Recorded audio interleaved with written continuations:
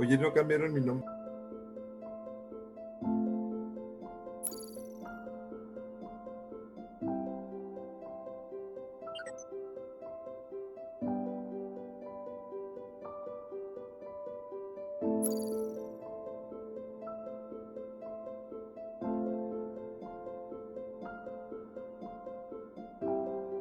Trento, Italia, ve nacer Andrea Pozzo en 1642. Jesuita, pintor, arquitecto, escultor, grabador, maestro, cuadraturista, tratadista y gran pensador del siglo XVII y XVIII. Andrea Pozzo, uno de los principales exponentes del arte barroco en Europa, dota de espiritualidad y profundidad a las artes plásticas desde la perspectiva que plantea una nueva mirada de la vida. El pensamiento de Andrea Pozzo a través de su obra logra compartir una mirada de inmersión y reflexión desde la fe y la espiritualidad en el campo de las artes. La Galería Andrea Pozzo es un espacio de encuentro entre la comunidad universitaria y las artes, que fomenta la construcción del pensamiento crítico con base en el análisis de la realidad. Esta galería presenta exposiciones de talla nacional e internacional con distintos lenguajes visuales que comunican el pensamiento universitario jesuita como eje de educación y formación con incidencia responsable y social. La Galería Andrea Pozzo es un espacio de apertura para las artes dedicado a la comunidad universitaria.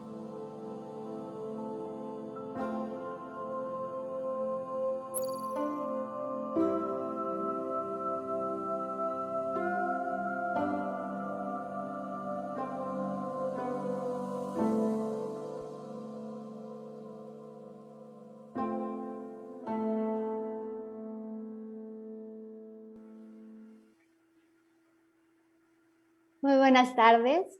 La Coordinación de Creación y Reflexión Artística de la Ibero Ciudad de México les damos la más cordial bienvenida a esta charla virtual intitulada Creación, Interpretación y Difusión de la Música Clásica. Hoy es nuestra tercera edición de nuestra tercera temporada de Procesos de la Memoria, un acercamiento con artistas desde el oficio. Y tenemos el gusto de conversar con el clarinetista Emiliano López, quien se encuentra en nuestra querida ciudad de Tijuana y a quien agradecemos muchísimo su colaboración y entusiasmo para poder llevar a cabo esta plática. Gracias, Emiliano, por acompañarnos en esta tarde. Como siempre, agradezco a mis compañeros Miguel Ángel Ortiz, jefe de exposiciones y moderador de esta charla, y a Luis Carmona, quien está en los controles y hace posible esta transmisión. Les recordamos que estaremos muy al pendiente de sus preguntas, de sus aportaciones en la cajita de comentarios de esta publicación. Para nosotros es muy importante poder leerles, pero sobre todo poder interactuar con ustedes. Por eso estaremos compartiendo algunas ligas de temas referentes a lo que se esté tocando en la plática para que puedan consultarlas. Muchísimas gracias por acompañarnos en esta tarde de procesos. Aprovecho también para saludar a las personas que nos acompañan desde mi ciudad natal, Tijuana, y en especial al Centro y Fundación de las Artes, a la Facultad de Artes Campus Ensenada. Un saludo a todas las y los estudiantes de la licenciatura en música.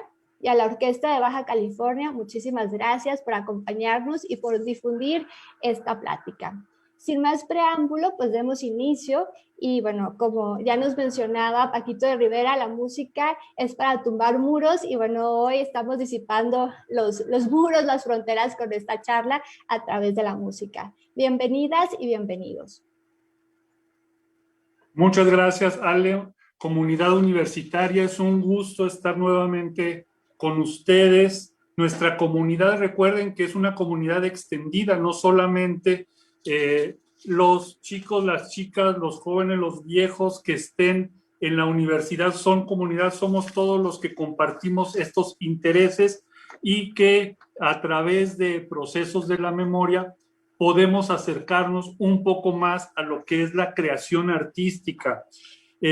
También para mencionar que procesos de la memoria es construir archivos, espacio de información para que no solamente el día de hoy puedan documentarse, sino que va a ser un testimonio que pretende la universidad que sea para mucho tiempo. Y bueno, por eso es que buscamos a estos artistas que nos acompañan. Estamos hoy con Emiliano López Guadarrama. Muy buenas tardes a las 3 y tantos en Tijuana, Ciudad de México, hora del centro de las 5. Emiliano, ¿cómo estás? ¿Qué tal? Hola, pues muy feliz de estar aquí con ustedes, muy contento de reencontrarme con un gran amigo que has sido tú, que te conocí aquí en Tijuana, y bueno, estamos 3:10 horario del Pacífico, porque estamos aquí junto al Océano Pacífico, que es todo menos pacífico, es muy frío, es mar abierto, pasan ballenas, pasa de todo, entonces es un ambiente muy especial el que se vive aquí en Tijuana y los alrededores, Ensenada, Mexicali, Tecate, Rosarito, es un estado... Muchas gracias por estar, muchas gracias por estar aquí en el programa. Déjenme comentarles poquito, Emiliano, de la sinopsis. Bueno, tú eres un veracruzano que nace en el 74, eres de Córdoba, obtuvo la licenciatura con mención honorífica de la Escuela Nacional de Música de la UNAM en la especialidad de clarinetista, bajo la cátedra del maestro Luis Humberto Ramos, que entre paréntesis es de Fresnillo, ¿verdad? Ha participado en numerosas grabaciones, destacando Revés, Yo Soy con Café Tacuba, Tequila Azul y Batuta con Betsy Pecanins, homenaje a José Alfredo Jiménez, y Tango Mata Danzón con la Orquesta de Baja California, nominada a un Grammy Latino, esto fue en el 2001, Tango Íntimo y Línea Tanguera con 4 para tango y César Olín, Tango Secreto con César Orguil, perdón. Como solista ha sido dirigido por los directores José Areán, Iván del Prado, Ludovico Pelli y Félix Carrasco. Con la Orquesta de Baja California destacan sus participaciones en 2 ediciones del Festival Cervantino y en los recintos Palacio de Bellas Artes, Sala Alice Tulin Hall, del Lincoln Center de Nueva York, Sala Silvestre Revueltas y Ángela Peralta, así como en diferentes escenarios de San Diego y Los Ángeles. Desde el 2000 es solista clarinetista principal de la Orquesta de Baja California, así como miembro de su quinteto de alientos. Durante varios años fue docente en el Conservatorio de la Orquesta de Baja California y ahora en el Centro de Artes Musicales. Paralelamente es maestro de clarinete en la licenciatura de música de la Escuela de Artes de la UABC, Campus Ensenada, en la Sinfónica Juvenil de Playas de Tijuana.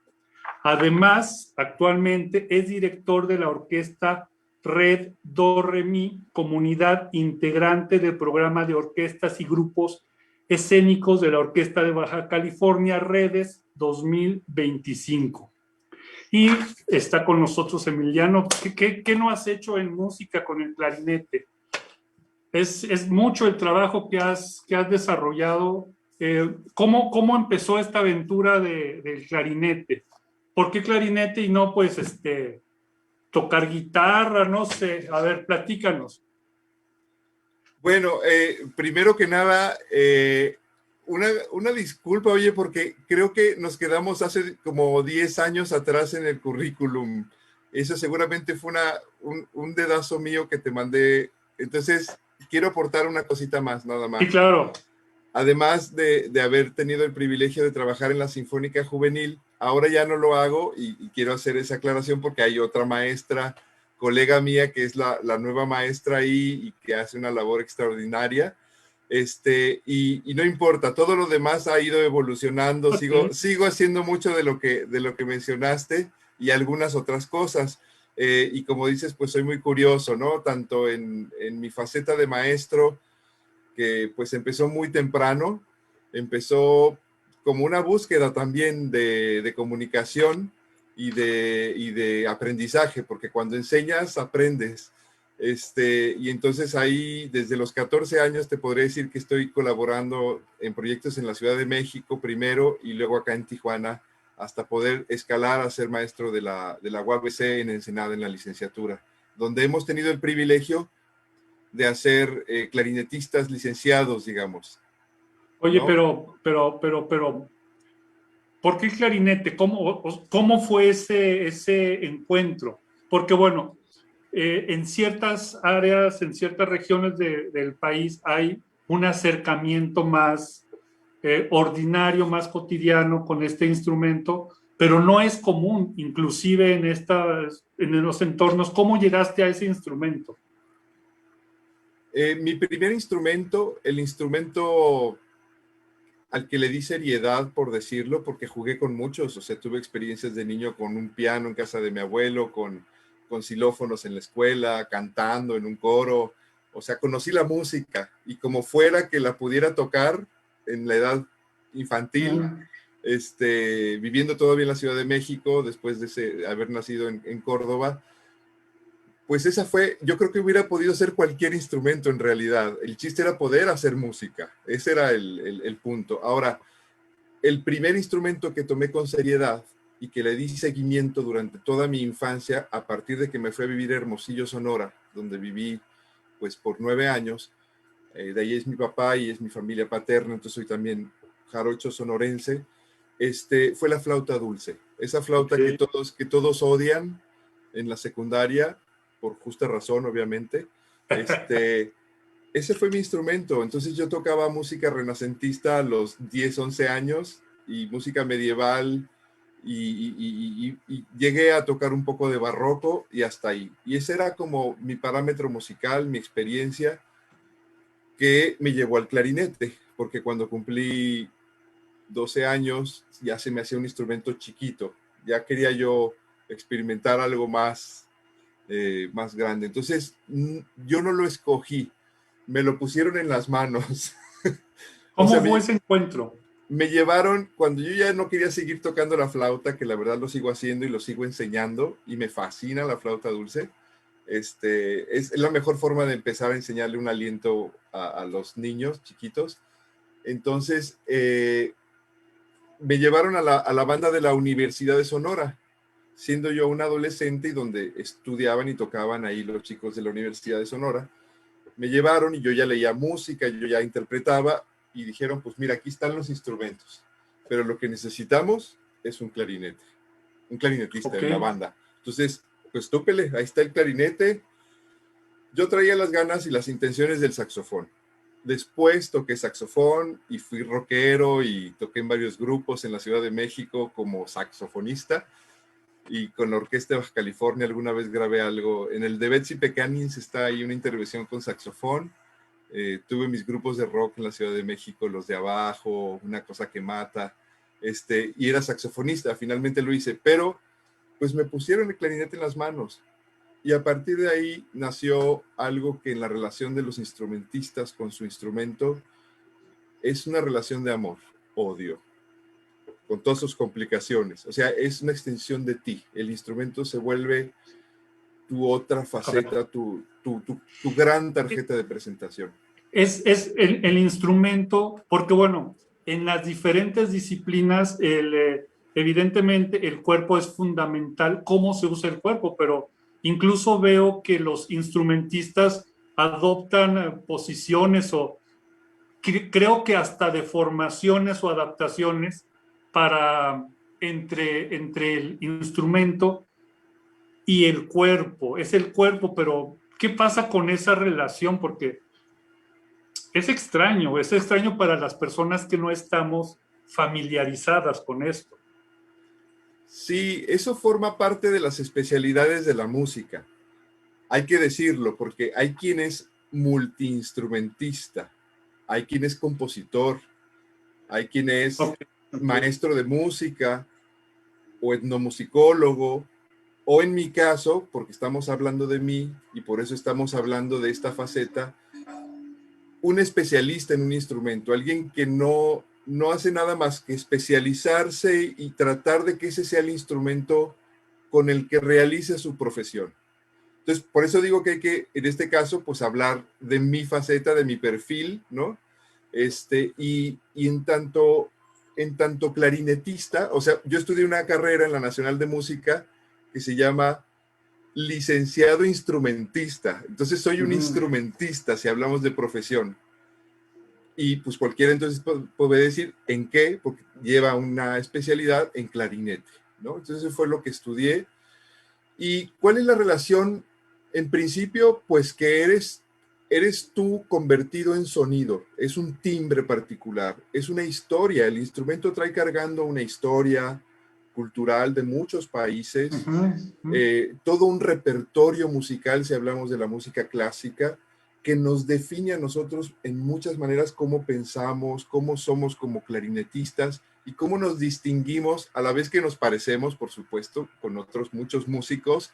No digo que seamos especies diferentes, pero si hacemos un esfuerzo por profundizar o por querer ver las particularidades, podemos encontrar. Hay una película maravillosa, porque a mí me gusta el sentido del humor y me gusta también no ponerme tan serio. Ajá. A veces lo hago, pero a veces en este ambiente de confianza. Hay una película que se llama Ensayo de Orquesta, de Fellini.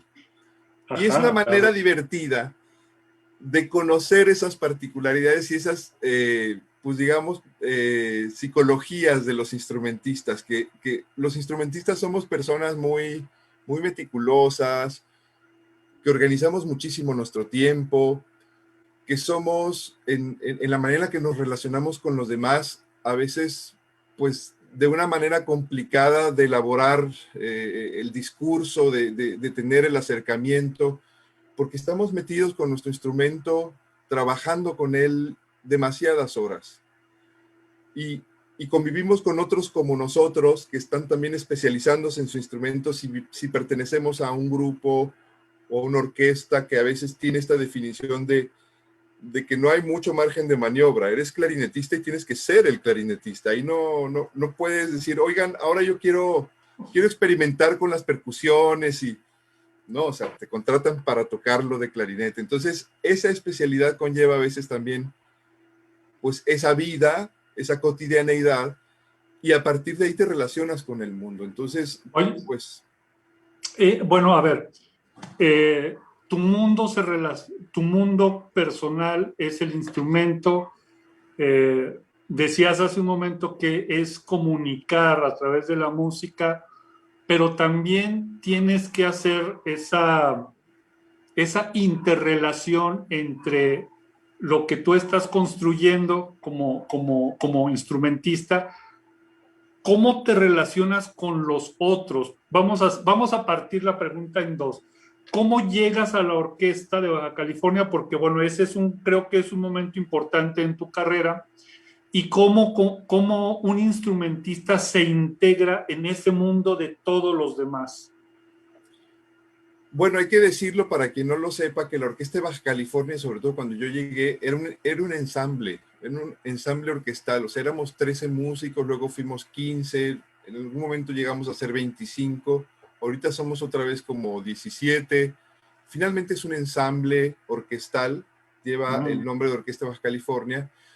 A veces crece y hacemos producciones sinfónicas u operísticas, ¿no? Ha crecido la orquesta, pero su historia se explica mucho a partir de un grupo más pequeño de instrumentistas. Entonces, cuando yo llegué había mucho que hacer.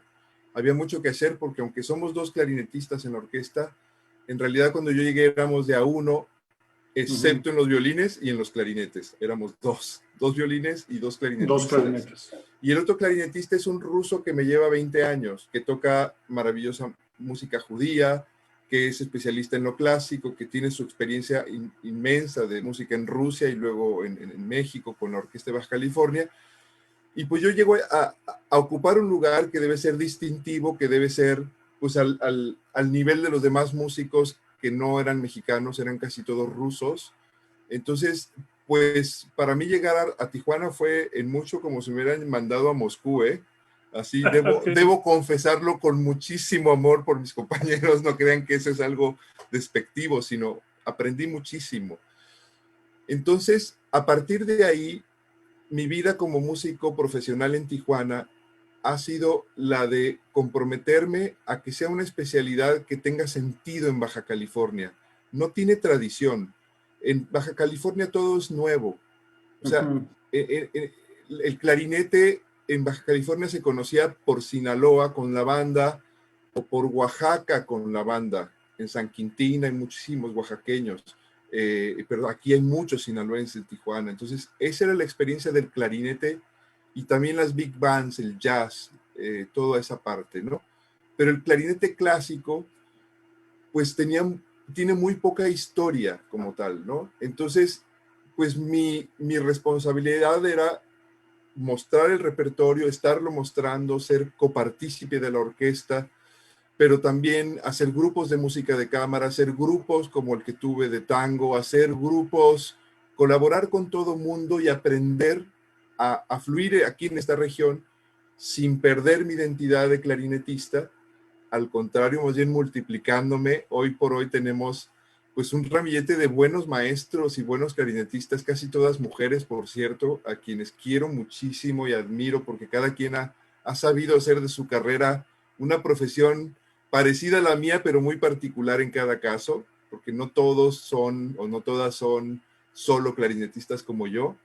Hay buenos casos de compositoras, hay en cada uno de ellos una particularidad muy interesante, ¿no? Pero me he multiplicado, entonces tengo alumnos desde siempre, desde 6 años hasta los muchachos de la universidad, pasando por todas las edades y todos los niveles, y hoy por hoy hay una, pues digámoslo así, incipiente, si quieren, escuela de clarinete en Baja California. Hay una incipiente tradición porque además el instrumento se expande en el siglo XX. Hay cosas en el 17, 18, pero la detonancia, cuando arrasa es en el siglo XX con lo popular, pero también con lo clásico. Pero vamos a hacer, antes que sigamos, Emiliano, vamos a hacer una pausa para saludar a nuestra comunidad de la Universidad Iberoamericana, Ciudad de México, Tijuana, que evidentemente es una de las inquietudes de la coordinación de creación y reflexión artística, poner al alcance de nuestra comunidad estos aspectos fundamentales de la cultura. Pero además déjame comentarte, dice Valeria Dávila Arceo, gran maestro Luis Humberto Ramos y Emiliano López. José Ríos, saludos desde Seattle. Frida de la Sota, saludos. Ahí están. Por favor, díganos de dónde nos ven, escuchan. Saludos a todos los amigos, a las amigas de Tijuana, de Mexicali, de Ensenada, que estoy seguro que han de estar atentos a su maestro. ¿Los regañas mucho o más o menos? Mucho. Mucho, sí, okay. La dosis nunca puede bajar. Y me regaño, o sea, hay una autocrítica permanente. O sea, parte de ser instrumentista es partir de la idea de que siempre vas a hacer el esfuerzo de acercarte a ese ideal sonoro, a ese ideal que está en una partitura y que quieres tú que cobre vida y que suene como el compositor probablemente quiso si ya se murió, o si está vivo, pues entablar esa conversación y empezar a construir la obra musical, el momento musical. Oye, a ver, es que eso es bien importante. Quiero hacer un paréntesis rápidamente. Dice Adriana Guadarrama, saludos y abrazos para Emiliano López. Gracias. Desde Ciudad de México. Mónica Morales Rocha, saludos. Lili Pérez, saludos desde Hidalgo, a nuestros amigos de Hidalgo. Bueno,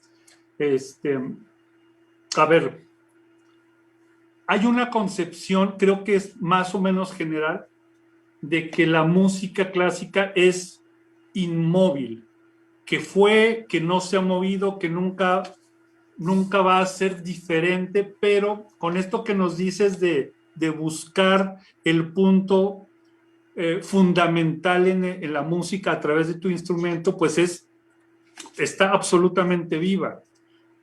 Pero además mencionas tú a propósito de la historia, pero también a propósito del lugar en donde estás.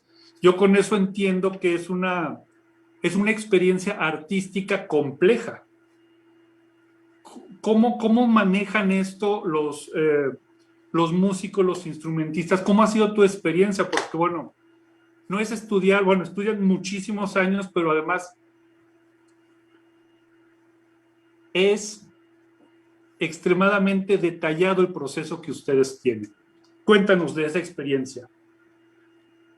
Sí, o sea, bueno, por un lado te podría decir rápidamente que han pasado muchísimos músicos por Tijuana, o sea, no es algo común quedarte a vivir en Tijuana, ni tampoco es algo común que la gente que vivimos en Tijuana queramos hacer algo por Tijuana. A veces nada más dormimos en Tijuana y trabajamos y luchamos por estar en San Diego y quedarnos a vivir en San Diego. Y ahí, o sea, hay todos los perfiles de personas, pero digamos, el que vive aquí en Tijuana, por lo menos en mi caso, que no es de Tijuana, que llegó a Tijuana, si vienes en un campo especializado en el que puedes aportar y seguir adelante y empezar a ser parte también, porque no es nada más tú enseñar lo que sabes, es también tomar del lugar en el que estás, pues el contexto y lo que ha sido. Entonces yo he tenido en Tijuana que aprender a tocar jazz, yo he tenido que aprender a diversificar mis géneros musicales. He tenido de colega 21 años a un ruso que toca klezmer, entonces el klezmer me fascina.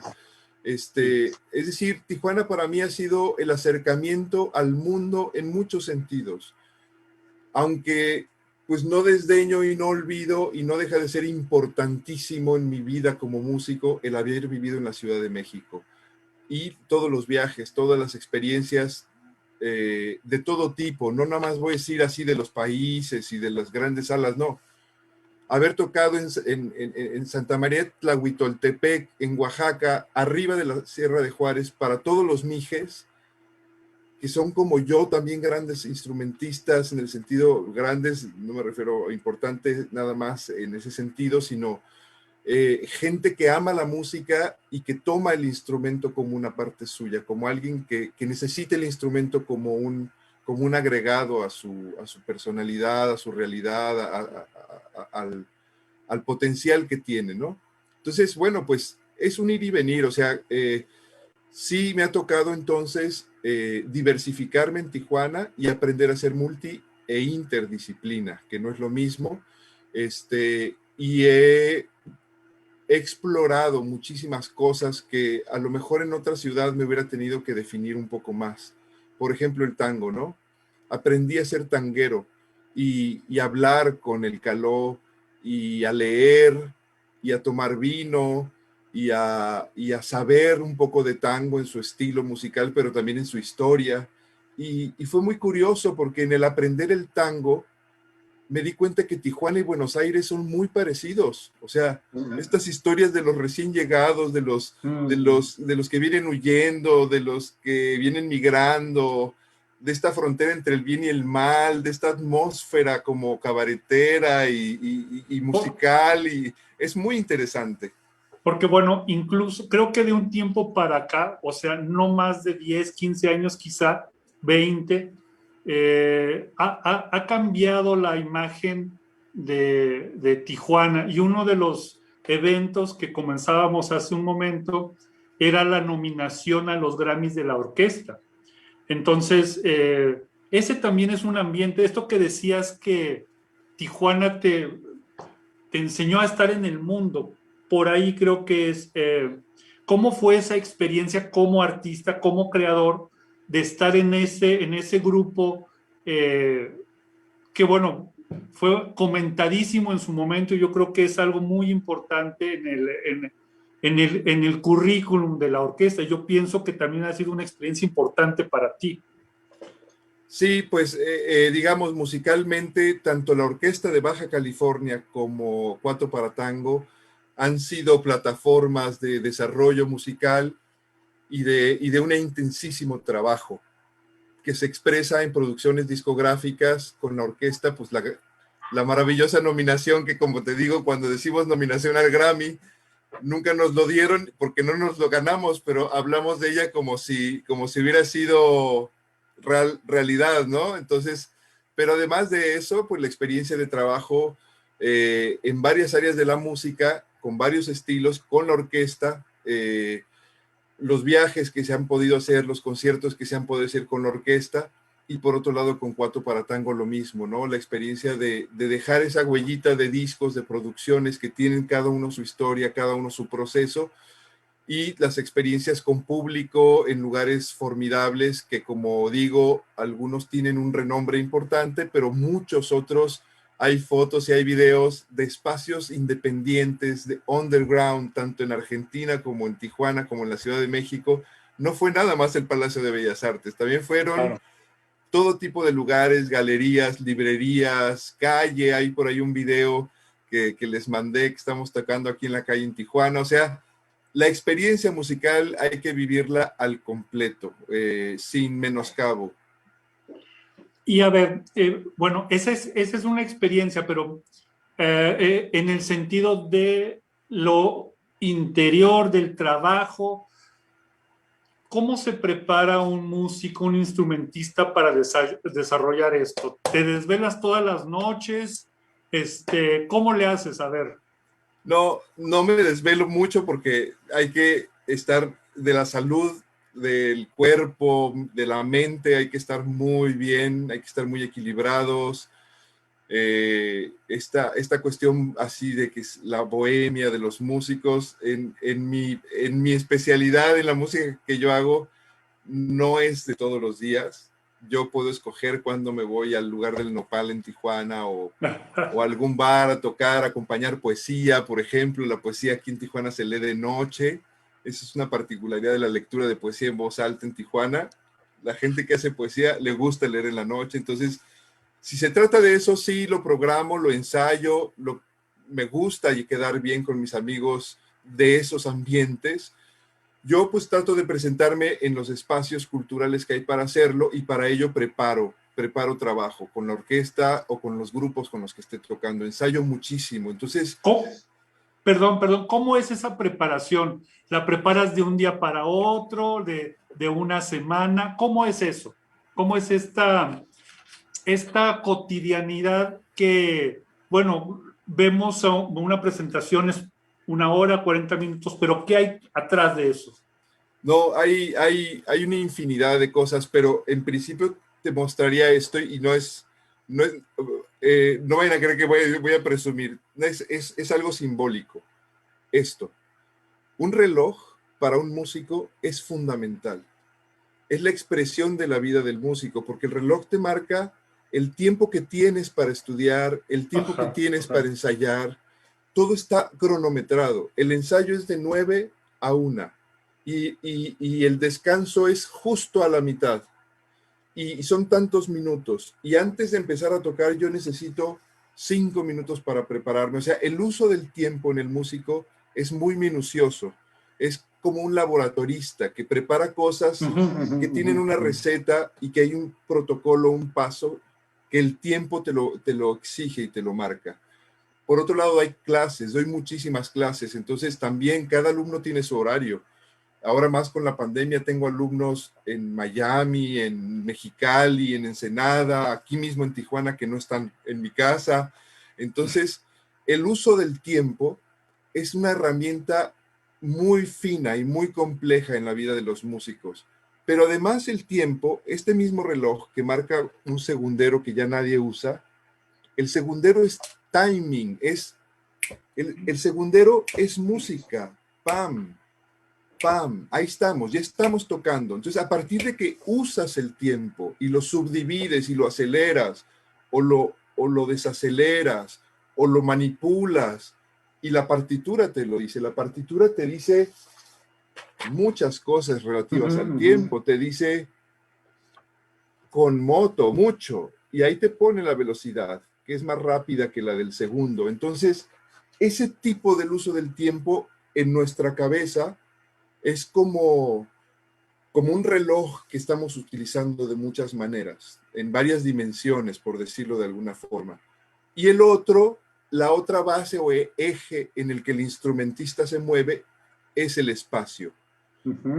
O sea, mi clarinete será el resultado de mi caña, que siempre tengo muchas, alrededor mío hay cañas, cajas de cañas, se caen las cañas por todos lados. Oye, Emiliano, a ver, cae. vamos a hacer una cosa, ya que llegamos ahí, ¿qué tal si nos enseñas el clarinete? No sé si sepas, recuerdes, que yo creo que sí sabes, ¿verdad? Que cuándo se desarrolla. Sí. O sea, vamos a hablar un poquito del instrumento, porque es bien interesante cómo se relaciona eso que dices del espacio-instrumento, cómo está construido, y después pasamos a otra área que sería los géneros, y los intérpretes y los compositores. Pero antes, por favor, déjame decirte que Valeria Dávila Arceo desde Coyoacán está con nosotros. Muchas gracias. Saludos. Ani Laureano, saludos de Prepa 2. Hola, ¿cómo están? Ojalá que haya más compañeras de la Prepa 2 de Hidalgo. Gran estado. Un saludo para todos. Recuerden que es la comunidad extendida de la Universidad Iberoamericana, Ciudad de México, Tijuana. Y ahora, bueno, pues estamos con Emiliano López Guadarrama, que nos está dando un panorama sobre lo que es el clarinete y su experiencia como creador, como artista. Y bueno, vamos a ver eso, ¿qué es eso que es el clarinete, Emiliano? A ver, platícanos. Porque tengo que cambiar de ángulo, me da un poco de pena con el público, pero creo que va a ser pertinente para poder justamente pasar a ese tema tan álgido que es el clarinete. Sí, bueno, vamos a ver qué es el clarinete, pero también vamos a acercarnos un poco más a las formas que se han usado para este instrumento, y ya nos dirá Emiliano qué tanta aportación hay de la cultura musical mexicana al instrumento. A ver, enséñanos, por favor. Bueno, aquí tengo, voy a mover la cámara un poco para que vean. Tengo pues mis archiveros. En los archiveros hay toneladas de partituras fotocopiadas y compradas. Tengo arriba mis CDs, todavía uso CDs y muchos de ellos pues son algunos propios, ¿no? Algunos libros. Pero en este pequeño ambiente tengo, obviamente, pues el instrumento. Ahí está. Ahí está el bebé. Son dos, de hecho son dos, pero okay. uno de ellos está armado. A ver, no puedo mover bien esto, pero ahorita se los enseño. No quiero hacer un tiradero aquí de cosas. Entonces... Bueno, mientras déjame saludar a Lili Pérez, aquí también de la Prepa 2. Saludos, hola amigos de la Prepa 2. Pues qué bueno que están con nosotros y espero que se la estén pasando muy bien. Y bueno, cuéntenos de dónde más nos están viendo, escuchando. Víctor Máximo, saludos. Saludos, Víctor. Elba Leiva, el Grammy, ya lo tienes por Tijuana, dice. Gracias, Ibero, por acercarnos a esta conversación. Solo había escuchado la voz de Emiliano en la música. Muy interesante conocer su experiencia como creador. Pues gracias, Elba, por estar aquí. Vamos a ver qué más nos dice Emiliano a propósito. Venga. Hay muchas especificidades, no los quiero marear con demasiada información, pero sí les tengo que decir que esta parte del instrumento es crucial. Es la boquilla. Es lo que te vas a llevar, donde se va a generar el sonido, es lo que hace contacto el cuerpo con el instrumento. Entonces, esta parte es fundamental. Ahorita la acompaña esto que va a detener a la caña. La caña también es crucial. Como les decía, me rodeo de cañas, que es este pedacito de madera de carrizo. ¿Qué es lo que vibra? Que es lo que vibra, en este caso es una caña pues especializada, con un corte especial, de una marca específica, ¿no? O sea, es una caña que hay que ir a comprar, no en cualquier tienda de música. Normalmente, los que tocamos la caña, sobre todo la simple, como el saxofón y el clarinete, nos la llevamos a la boca, y eso es parte de nuestra relación con el instrumento. El instrumento es casi como se relacionan ustedes con su cepillo de dientes, o sea, hay que hay que limpiarlo, pero te relacionas con él. Entonces, eso que estoy haciendo es necesario. No crean ustedes que estoy haciendo algo feo aquí frente a la cámara. Voy a colocar la caña rápidamente aquí en la boquilla, que es el principio sonoro del instrumento. Ya está, ya la acomodé rápidamente. Ese ejercicio pues se aprende con los años. Estoy probando un barrilete que me regaló un queridísimo exalumno, un gran colega de la ciudad de Mexicali, Ángel Ortega. Le agradezco mucho su gran gesto. Me regaló este barrilete que yo nunca había probado. Así se llama el barrilete. Que se afina aquí, o sea, se le mueve aquí. Es una cosa que estoy probando. Nunca me había tocado algo así. Pero bueno, aquí tengo el clarinete armado. Este clarinete está afinado en una tonalidad que no es la del piano, no es la del violín, no es la de la flauta. Es muy particular su afinación. Y los clarinetistas tenemos clarinetes en diferentes tonalidades, afinados en diferentes tonos. Eso se llama que tenemos un instrumento transpositor. Entonces, bueno, voy a juntar las dos partes. Conste que está todo frío aquí. Esto no es un teclado que se conecta y suena. Esto hay que empezar, o sea, tienes que calentar el tubo de madera. Esto es un tubo de madera con un mecanismo desarrollado a partir de la Revolución Industrial de una manera muy, pues muy inteligente, porque es totalmente ergonómico, o sea, mejora por mucho esas flautas que son solamente los orificios.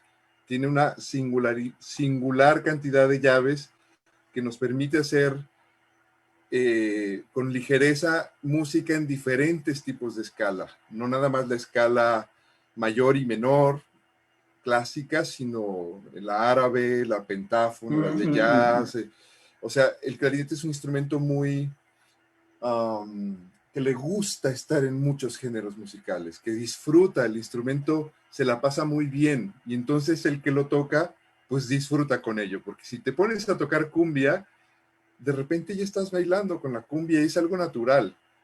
Pero si tocas, digamos, jazz, hay una particular forma de mover la garganta y de hacer el vibrato y todo que entonces es como que el instrumento se siente bien en esa clase de música. Okay.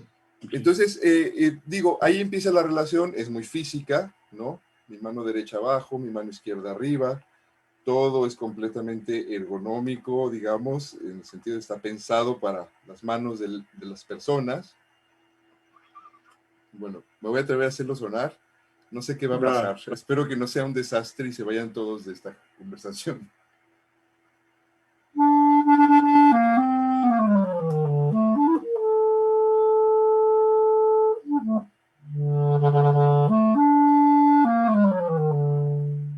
No sé ni siquiera cómo se perciba ya, porque creo que se oye bien. No sé si se oiga muy fuerte, normalmente se oye fuerte, ¿no? Entonces, bueno, ahí está el instrumento, ya sonó, ya me di cuenta que con esta caña sí podría trabajar. Entonces, no sé si quieres que les platique qué es lo que estoy haciendo y qué es lo que haría como cotidianamente, ¿no? Aquí junto a mí tengo un atril. Un atril, a ver si se alcanza a ver. Ahí está. Ahí está. En este atril es mi, bueno, es el escritorio del músico. Aquí pasa todo. Me refiero a los músicos que leemos partitura. Y aquí, por ejemplo, pues tengo partituras que estoy estudiando, que quiero estrenar o que voy a tocar próximamente, o algunos métodos de alumnos. Por ejemplo, tengo este método que me encanta, es un método alemán, viejito, que es para mis alumnos que están empezando a tocar. Son las primeras notas del clarinete, ¿no? Ahí para niños chiquitos, duetitos muy bonitos. Entonces aquí está esto, pero pues también está un método. No crean que lo preparé, de verdad eso es lo que está ahí, ¿no? Para los alumnos de licenciatura, ¿no? Claro, todo es PDF ahora y se puede ver así, pero la verdad es que no hay como tener físicamente para los que leemos, digo, eso está en discusión, ¿no? Hay mucha gente que ahora usa sus iPads y que hay especiales para para la música. Yo sigo siendo un romántico empedernido, entonces el papel es fundamental. ¿Qué tengo aquí? ¿Qué me ha gustado estar haciendo? Tengo una partitura, por ejemplo, de un amigo de Tijuana, Viento, de Víctor García Pichardo, que fue escrita para Wilfrido Terrazas para la flauta.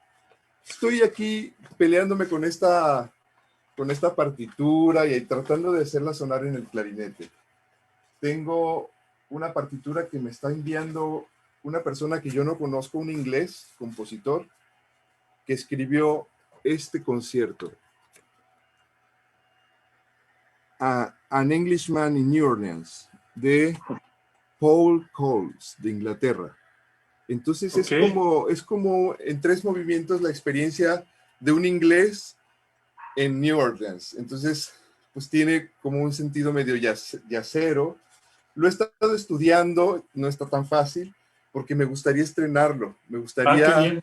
Estoy trabajando con el compositor a distancia, entonces le mando videos y le digo, mira, así está sonando, esta parte no me sale, bájale la velocidad, esa nota está muy aguda, y entonces vamos ahí tratando de hacerla sonar. No sé si quieres que toque un pedacito de esa. Nadie la ha oído, en realidad este es un no estreno. Un casi estreno. Este es un momento de mi trabajo. Ok. No tiene ninguna connotación de hacerlo bien, porque además no me sale muy bien. Vamos a ver qué sale.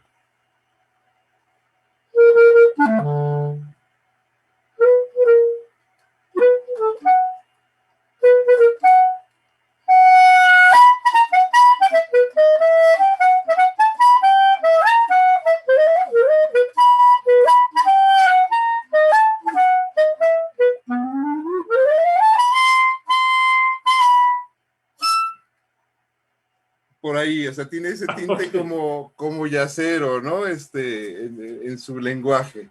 En fin, es una probadita de algo que estoy trabajando. Pero si me voy con Víctor, se darán cuenta que aquí el parámetro es otro, que no es así rítmico. Es otro tipo de trabajo, que lo estaba tocando mal, lo estaba leyendo hace unas semanas, estaba leyendo una nota mal y hacía que cambiara todo el sentido. Pero escuchen ustedes, es algo que es muy diferente.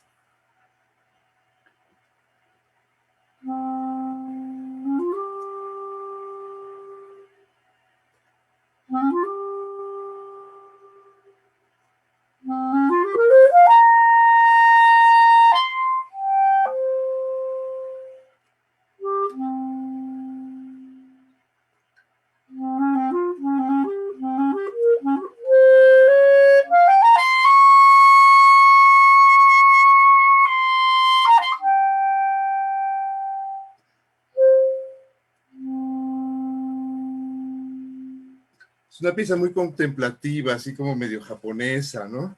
Es para Wilfrido Terrazas, el flautista que platicábamos hace rato, que nos acompañó en una experiencia muy interesante, ¿no? En la que trabajamos con pintura.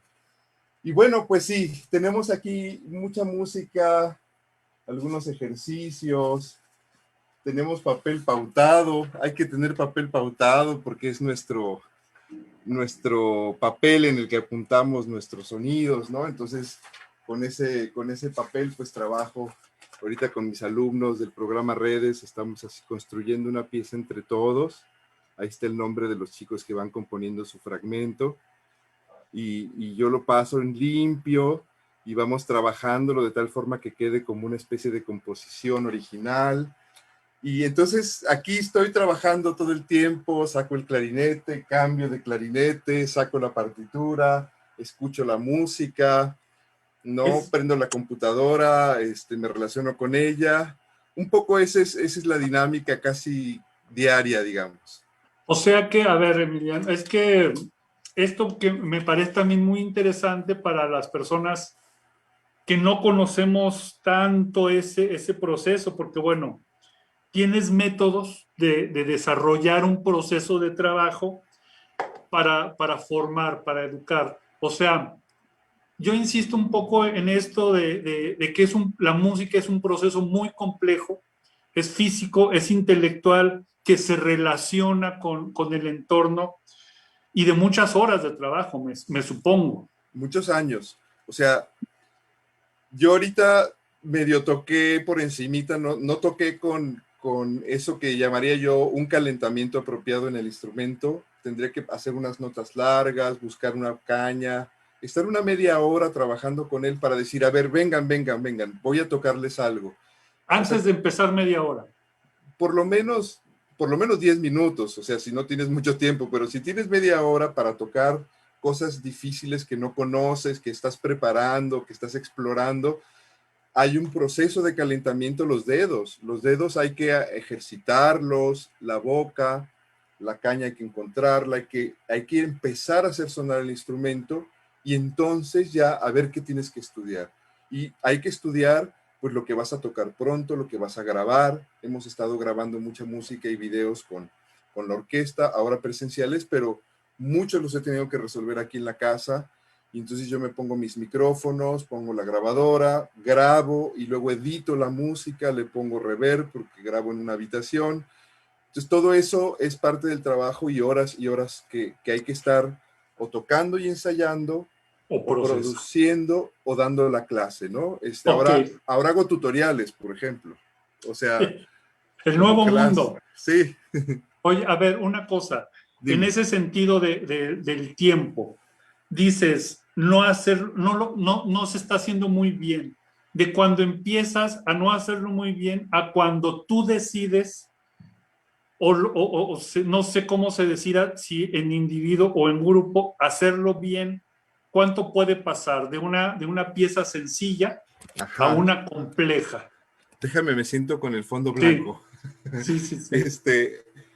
Bueno, es muy interesante la pregunta. Si estás en una orquesta de profesionales, esperemos que nos den 3 días con ensayos de por lo menos 3 horas y ese es el tiempo de trabajar grupalmente. Además, quizás un ensayo previo antes del concierto, el 4.º día o el 5.º día. Ahora, el tiempo antes de llegar a esos 3 días de 3 horas, que es muy poco, no te puedes equivocar, no hay tiempo de llegar y a ver cómo va a ser, no. Ya vienes muy claro de lo que vas a hacer. Si es música que ya has tocado o es música no muy difícil que conoces, por ejemplo, en mi caso, si el concierto es de canciones mexicanas, prefiero saborearlas en los ensayos y disfrutarlas ahí a primera vista. Y que el día del concierto eso sea algo fresco, ¿no? Pero si es una obra de Mozart, de Beethoven, de Ibert, de algún contemporáneo que no la conozco o que es difícil, aquí me siento en la casa de todos ustedes con mi atril, saco mi clarinete y las horas libres que tenga, que encuentre y que debo planificar en mi calendario, ese es el tiempo que tengo para preparar. ¿Cuánto necesito? Depende de la obra y depende de mí. Si he estado haciendo rutinas cotidianas y estoy, como decimos los músicos, en dedos, a lo mejor me tardo 4 días. 4 días. Un buen número de horas, digamos, de 4 días. Pero me he pasado una vez que toqué, por ejemplo, una partitura de Stravinsky, yo creo que más de un mes. Cuando me ha tocado tocar de solista, a veces he estado años intentando tocar un concierto como el de Aaron Copland, estudiándolo, acercándome a él, con un maestro, con otro, y eventualmente 10 años después tengo la fortuna de tocarlo 2 veces frente a público con una orquesta. Entonces, pues fue un trabajo de 10 años. No te digo que todos los días lo estudiaba, claro, pero era recurrente, o sea, era algo que yo quería hacer, ¿no? Entonces me tardé 10 años en tocar Copland y pues lo toqué a mi manera, pero lo disfruté muchísimo.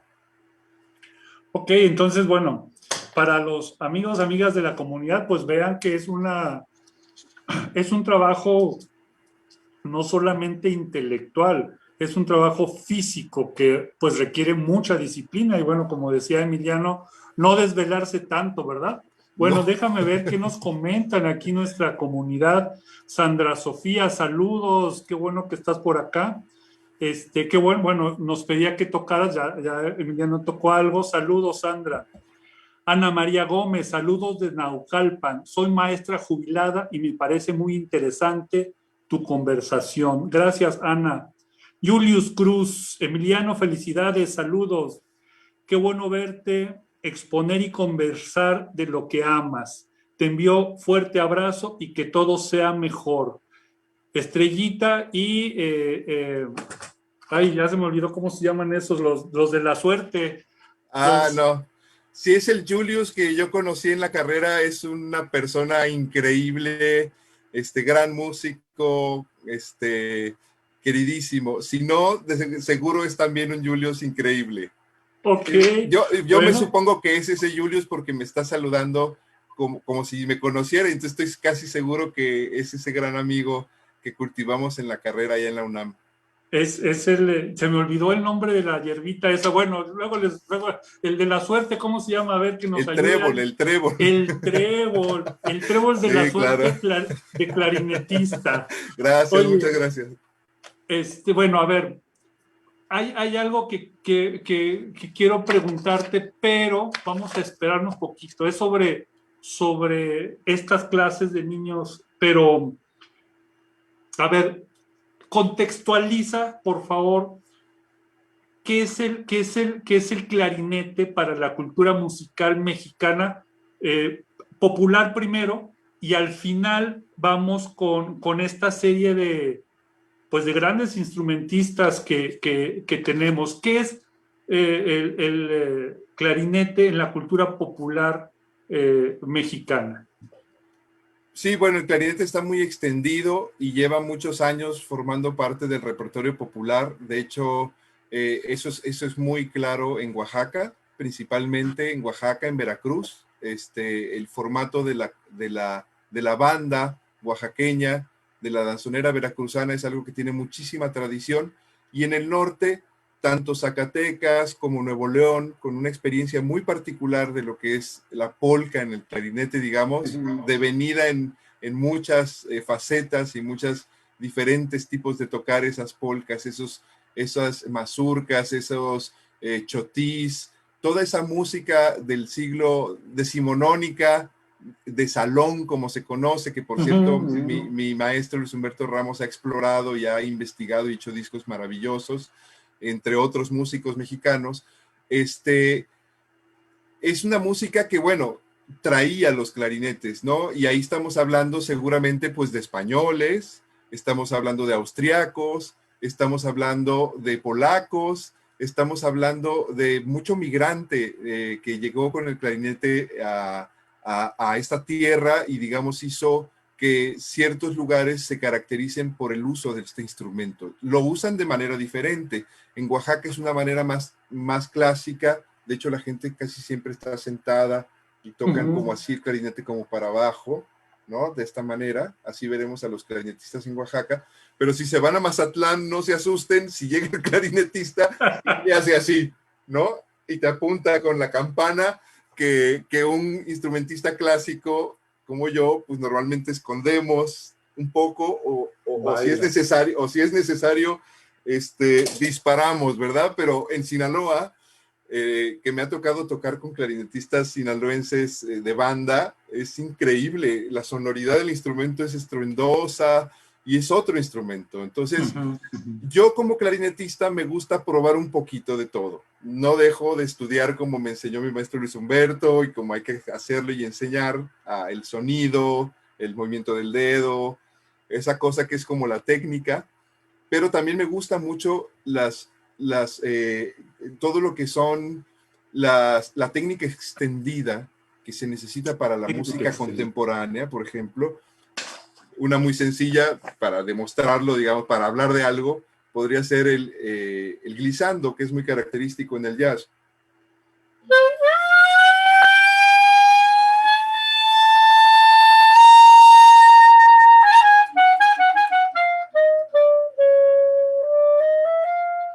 ¿No? El inicio de... Lo usan en Gershwin, en Rhapsody en Azul. El glissando es una característica que te la vas a encontrar en el jazz, en la cumbia, y que si no lo sabes tocar, pues vas a estar limitado, ¿no? Pero puedes hacer sonido de garganta también, puedes deformar un poco el sonido. También en el jazz se usa.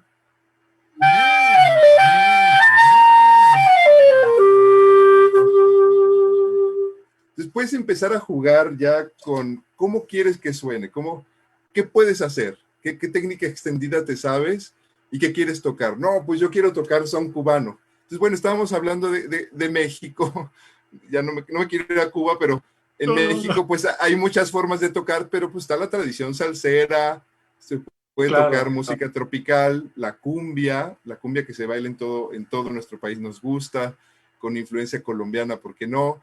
Entonces, en México la tradición se sitúa en varios territorios. Aquí en Baja California llegó, pues básicamente por influencia sinaloense, básicamente, pero también oaxaqueña. Entonces yo he tenido alumnos también de michoacanos que lo tocan, ¿no? Purépechas. Aquí yo he tenido alumnos purépechas, he trabajado con gente en San Quintín,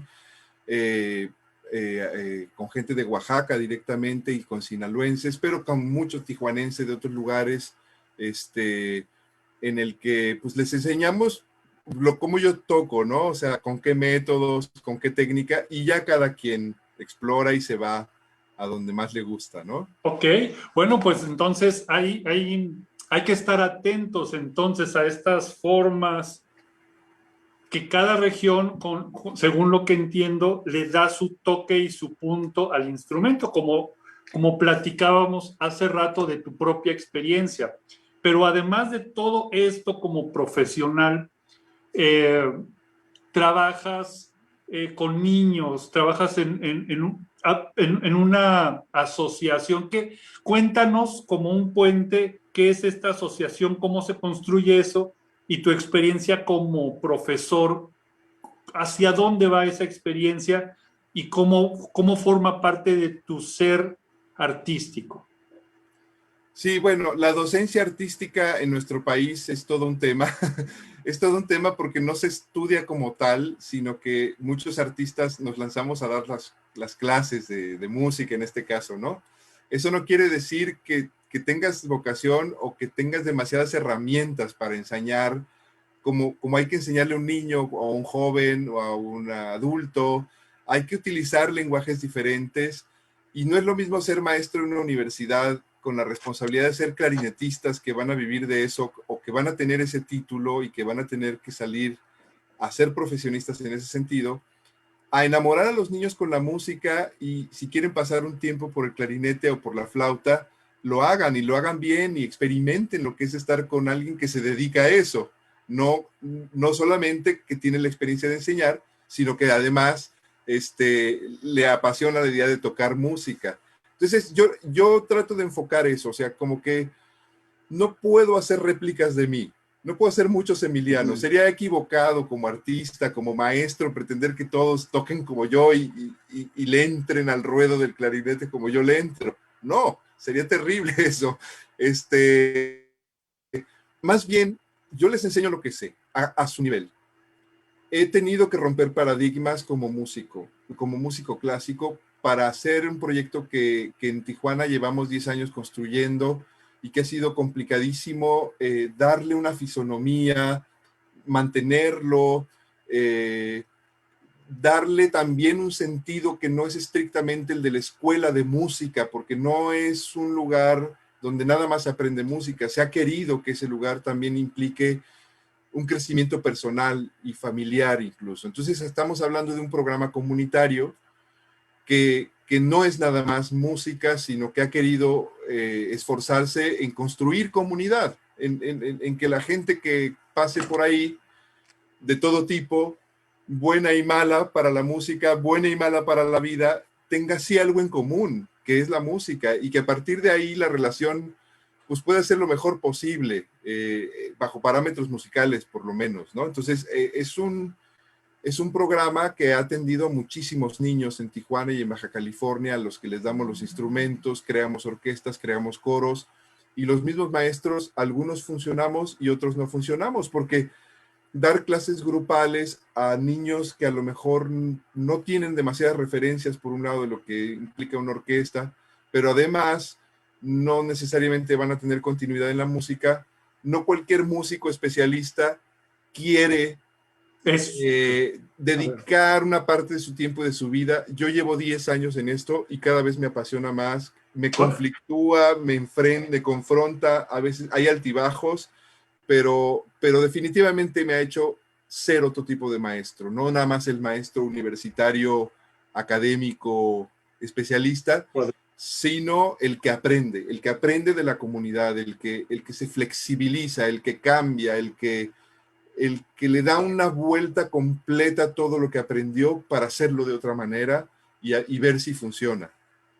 Ok, a ver, bueno, nada más déjame decirle a Daniel Reyes, muchas gracias, que es trébol. Ay, disculpen de lo de la hierbita, ¿verdad? No me acordaba.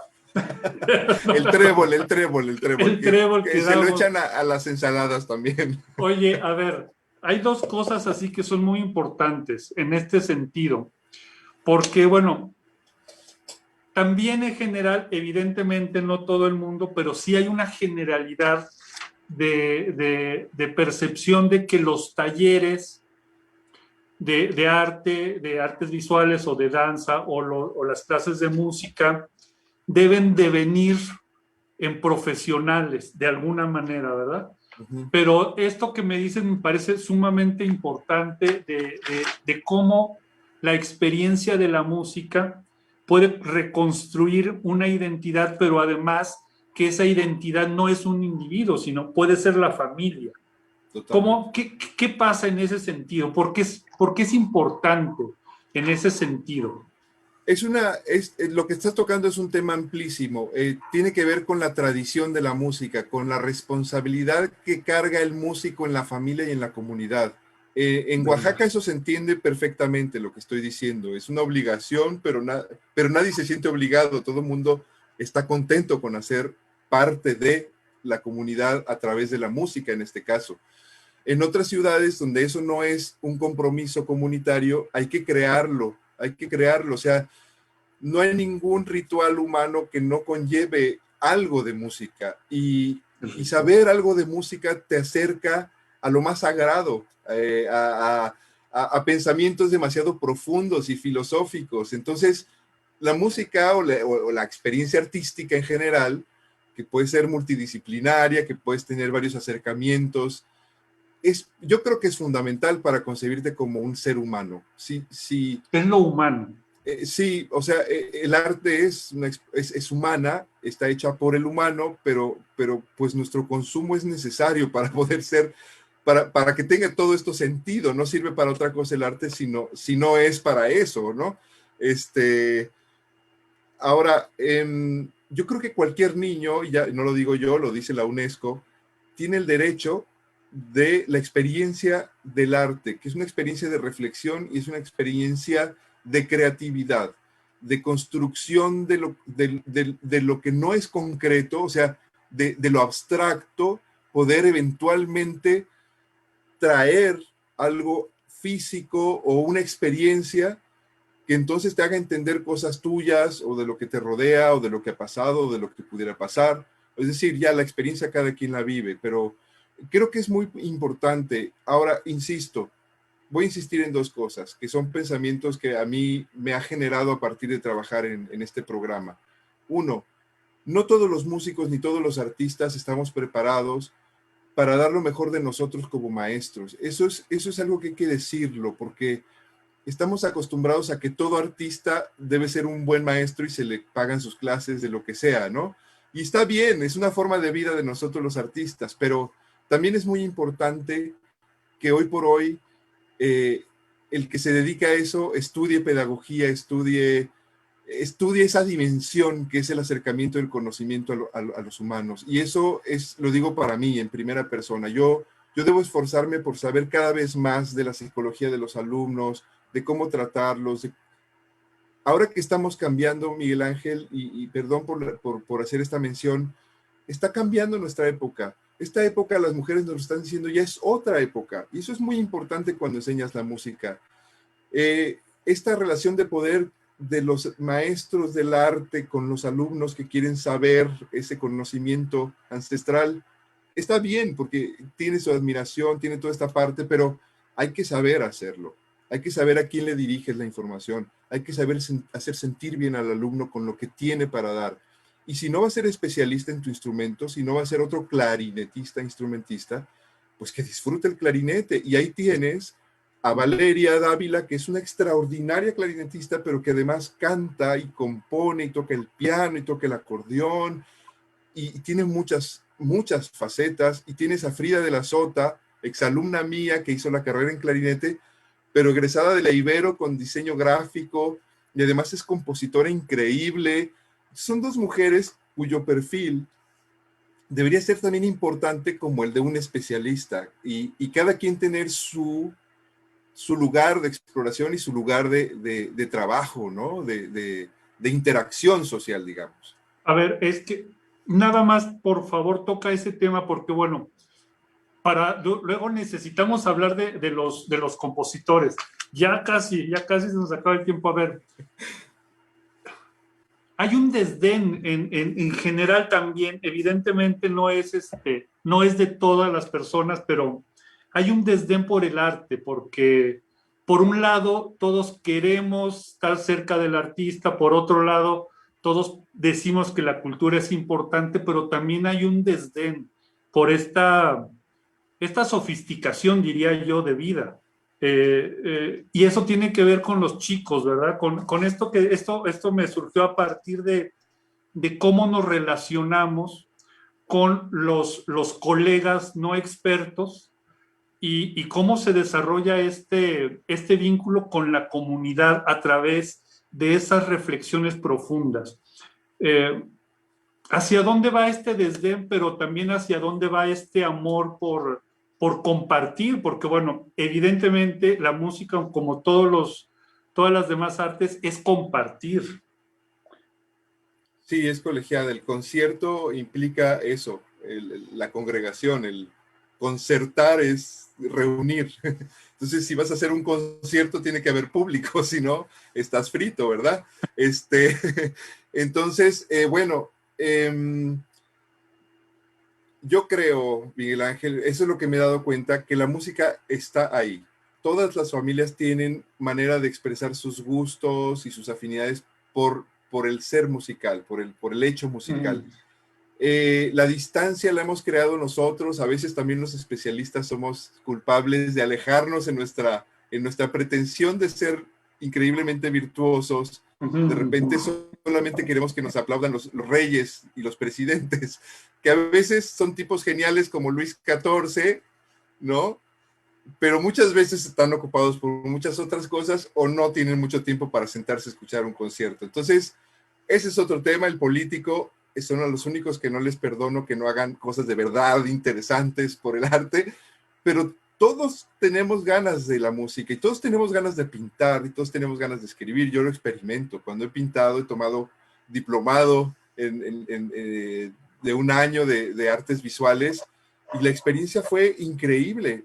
No voy a decir el cuadro, el resultado, voy a decir lo que aprendí yo, el tiempo, lo que vi de mí, lo que me aportaron las otras personas. Ahora estoy haciendo un taller de cuento y yo nunca había escrito ni un diario, pero ahorita me estoy enfrentando a eso, a escribir algo coherente, a decir algo sin el instrumento de por medio. Entonces, esa experiencia del arte, yo creo que es vital. Sigo pensando que es vital y que no hay esta distancia que creemos, es que esa gente vive retirada y no conoce. Mentira. Esa gente ahí conoce muchas cosas y si te acercas a ellos, vas a aprender esas cosas. Y si ellos quieren y te dejan y tienen tiempo y te los ganas, a lo mejor te dejan enseñarles lo que tú sabes hacer. Pero eso no es lo fundamental. No es lo que tú les vas a ir a enseñar como gran maestro. ¿Quieres acercarte a esa comunidad?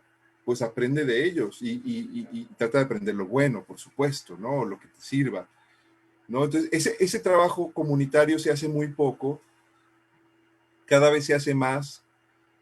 El arte tiene que hacer en su expresión académica una gran reflexión sobre ello. Siempre vamos a necesitar el ejercicio, digamos, de las políticas culturales para que eso suceda. Necesitamos que haya una articulación y los políticos son los que lo pueden hacer, pero la gente en general, de todos los niveles, si me acerco con mi clarinete y les digo, tienes un minuto, escucha esto que preparé, que estoy... Yo nunca me he topado con alguien que me diga, vete de aquí, no te soporto. O sea, hay que pedir permiso, hay que crear las condiciones. Pero yo creo que la gente está ávida de todo tipo de música, de la música que le gusta, de la música que conoce, de la música que no conoce y de la nueva música. Yo he visto a los niños escuchar música contemporánea y aplaudirle, mejor que un adulto que no tiene tiempo porque tiene que ver otras cosas, ¿no? Pero, es decir, esas barreras son fortuitas. Los muros, esos de los que hablabas al principio, existen porque queremos. En nuestro caso, en Tijuana tenemos un muro que existe, que ahí está, que se le puede tomar fotos. En mi vida como artista, solamente si yo quiero pongo los muros.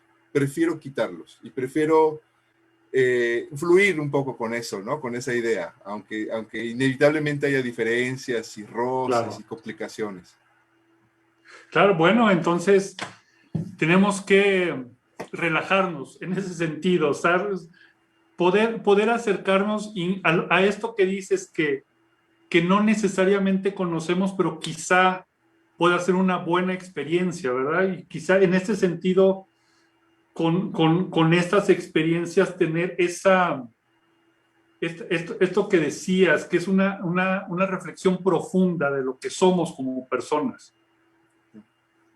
Platícanos un poco, ya para ir cerrando, sobre esto que comentábamos hace un día o dos, no sé, cuando estábamos preparando esto, sobre los intérpretes y los compositores para clarinete, para que nuestra comunidad universitaria tenga un poco más de referencias, los que no conocemos tanto, y le busquen, porque vamos a estar ahí poniendo, creo que ya está, no sé, las ligas. Pero además, sí. A ver, espérame, déjame nada más, Víctor, dice, Víctor Máximo, me parece excelente comentario, hacerse una autocrítica en la enseñanza. Gracias, Víctor, sí. Nuevamente, y venga con los autores. Bueno, cuando hablamos de eso, yo dije, bueno, en el mundo clarinetistas y en la historia del clarinete hay muchos que admiro, que me gustan, que los sigo. En Latinoamérica hay exponentes increíbles. Yo mencionaría pues a Paquito de Rivera como uno de los grandes exponentes de la música popular, del jazz, pero también de la música clásica en clarinete y saxofón. Pero también en México, maestros como Luis Humberto Ramos, ¿no? Que tiene una gran trayectoria, una gran discografía, muchos alumnos que ahora somos maestros y otros en proceso. Otros que tienen un excelente nivel de mi generación, de generaciones previas o posteriores, que ahora los chavos que estudian clarinete en la UNAM, Dios mío, o sea, si no están en Juilliard es porque no quieren, porque han decidido que prefieren seguir en la UNAM, pero híjole, yo me he encontrado alumnos en Jalapa, en la UNAM, en el conservatorio, en la Superior de Música, en escuelas como por ejemplo en Hidalgo, en Pachuca Hidalgo hay un excelente clarinetista que estudió maestría y doctorado en Canadá, que es Alejandro Moreno, un colega que admiro mucho. Hay muchos, está Fernando Domínguez, Manuel Hernández, bla, bla, bla, bla. Hay muchos grandes colegas que yo admiro, pero hay nuevas generaciones. Y algo que ha sido muy paradigmático e interesantísimo en la Escuela Mexicana de Clarinete es el ascenso de la mujer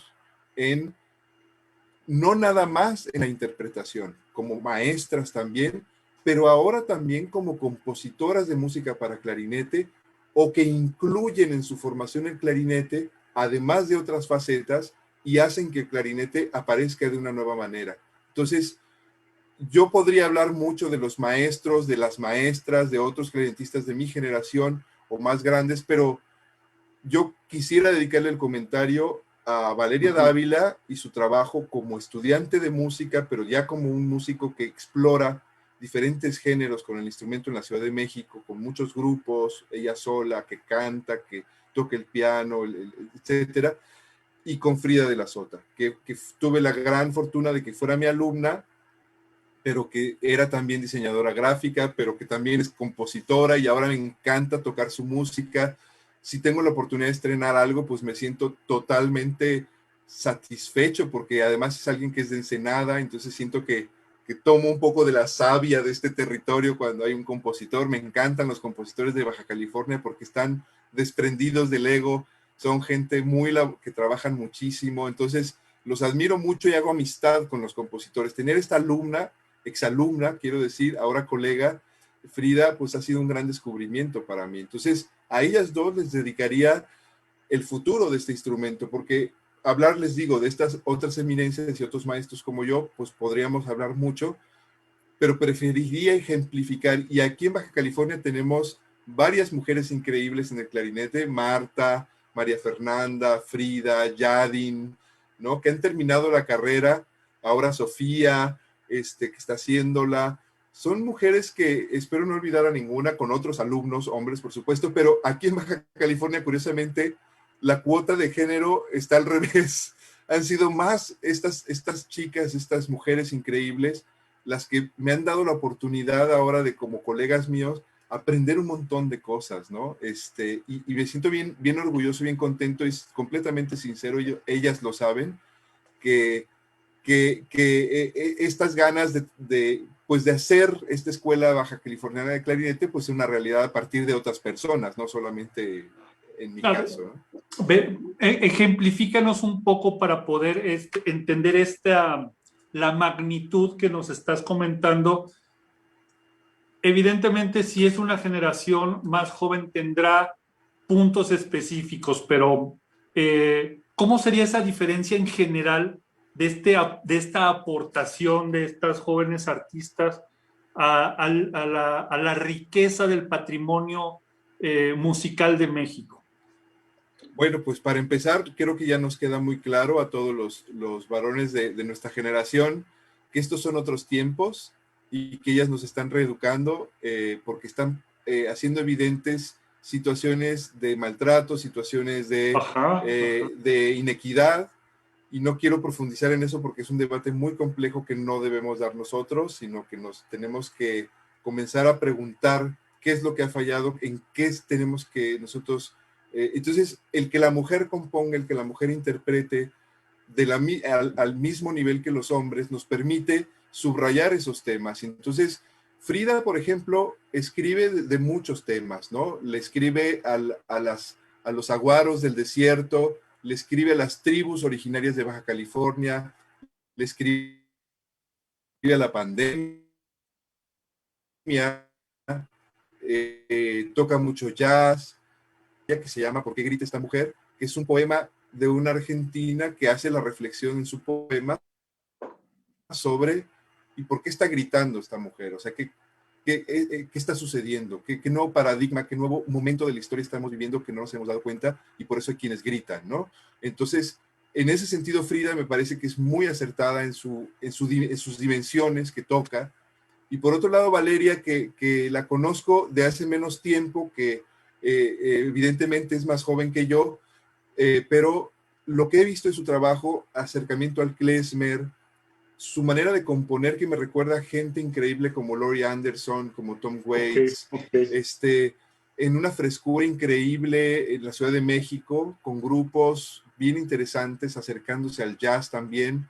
Me parece que es también digna de atención, porque nos presenta a los que nos dedicamos en nuestra especialidad a ver cómo hay chicas que tienen un montón de facetas que las combinan de una manera increíble, que ya quisiera tener uno como especialista, ¿no? Ok, entonces esto implica que la riqueza de Tijuana, de Baja California, sigue aportando a nuestro ser mexicano, porque bueno, esto que comentas creo que pasa en muchas áreas de la creación y se está abriendo una nueva forma, nuevas formas y una riqueza mucho más evidente, ¿verdad? Porque como comentábamos, sabemos que es riqueza, pero quién sabe dónde, ¿verdad? En este caso se está objetivando, ¿verdad? En presentaciones, en composiciones, en actividades cotidianas, ¿verdad? Por ahí es esto que mencionas. Sí, exactamente, se tiene que materializar. Ahora es muy complicado, ahora todo es virtual. Sí. Hemos tenido que aprender a ser productores en nuestra casa de audio, de video. Todos los músicos del mundo estamos en esa gran también confrontación con nuestra profesión y nos permite también agarrar libros y enterarnos de que otras épocas tuvieron también pandemias y que en mi caso, pues como clarinetista soy el más peligroso porque esparzo moléculas invisibles cuando toco. Entonces, ahora he pasado a ser una especie de fugitivo de la ley que a veces da conciertos para 3 o 4 personas, todos, Okay. por supuesto, alejados de mí con tapabocas. Pero la gran, digamos, reflexión aquí es, pues sí, ahí está la pandemia y ¿qué vamos a hacer? La música no va a parar, ¿eh? Eso sí, o sea, la música no puede dejar de existir porque es parte de nuestra necesidad cotidiana. Entonces, tendrá que seguir la elaboración, la composición, la investigación. Y bueno, Perfecto. y esto que estamos haciendo, que es la colaboración. Esa creo que es una palabra de estos tiempos. Es la colaboración y es un poco, déjame insistir así rápido antes de terminar, estos espacios archivo, porque creo que es muy importante que nos vean, que nos escuchen como individuos, como colectividad, pero todo esto se queda como testimonio para en un año, en 10, en 20, que los interesados sepan cómo hemos vivido este mundo. Emiliano, unas palabras para despedirnos, porque déjame decirte que vamos a poner, para cerrar, para que nuestra comunidad Ibero, Ciudad de México, Tijuana, conozca tu trabajo directamente y la composición de Frida Sofía, ¿por qué grita esta mujer? Vamos a terminar con este video, pero danos las últimas palabras, las últimas recomendaciones para acercarnos al clarinete. Bueno, el clarinete va a hacer aparición si ustedes escuchan música del mundo y de diferentes épocas. Es decir, abran su compás de escucha, dense la oportunidad de conocer todo tipo de música y les aseguro que el clarinete inevitablemente va a asomar la nariz en Asia, en Arabia, en Europa, en donde sea que se vayan. En Latinoamérica van a encontrar clarinetistas o música que lleva clarinete. Por otro lado, no dejen de exponerse al arte, tanto como público como gente que lo experimente de alguna manera. No dejen de hacerlo porque eso en realidad, más allá de que sea formativo, es un placer, es algo que te permite experimentar los sentidos. Entonces, eso es creo que muy válido en estas épocas, ¿no? Nos relaja bastante también el arte. Pero por último, decir que incentivemos la educación del arte, sobre todo en los niños. Yo creo que lo que yo viví como niño, la oportunidad que tuve, es lo que me hace amar mi profesión. Entonces, aunque yo me hubiera dedicado a otra cosa, esa felicidad que me provocó la música de niño, haciendo lo que más me gusta, que bueno, en este caso sigue siendo la música, sigue presentándose. Entonces, eso es lo increíble de poder ser profesionista de lo que te gusta, ¿no? Que hayas jugado con eso de niño. Entonces, la música es una buena forma de aprender a relacionarnos con el mundo, ¿no? Y ya, o sea, había varias ligas de video que queríamos transmitir, pero hubo muchas cosas de las que quisimos hablar también. Esas ligas, pues no sé, ahí hay recomendaciones. Están ahí. Ajá, entre ellas están las del Grupo Cuatro para Tango, de la Orquesta de Baja California. Seguramente estará la de Valeria, a la que le prometí que la incluiría en esa lista. Es decir, no le prometí, le pedí permiso porque ella no sabía en realidad y la quise incluir, pero también está Frida, ¿no? Entonces, y como todas estas propuestas, ustedes pueden buscar en Spotify, en YouTube, en todas estas plataformas que nos da la tecnología, cualquier cantidad de música y de músicos, como para siempre tener un banquete nuevo en sus oídos, en su persona. Pues te agradezco, Emiliano, mucho toda este recorrido rapidísimo por la creatividad, por el instrumento y la experiencia de vida de un artista contemporáneo que tenemos la fortuna de estar con él en este tiempo. Muchas gracias. Y un comentario, las ligas están ahí en nuestro cajón de comentarios para que acudan a ellas y si quieren dejar alguna otra pregunta, algún comentario, pues con mucho gusto lo recibimos. Emiliano López Guadarrama, te agradezco muchísimo tu presencia. Gracias a la comunidad Ibero, Ciudad de México, Tijuana, por estar con nosotros y a todos nuestros amigos de todas las ciudades que nos ven. Muchas gracias, muy buenas tardes.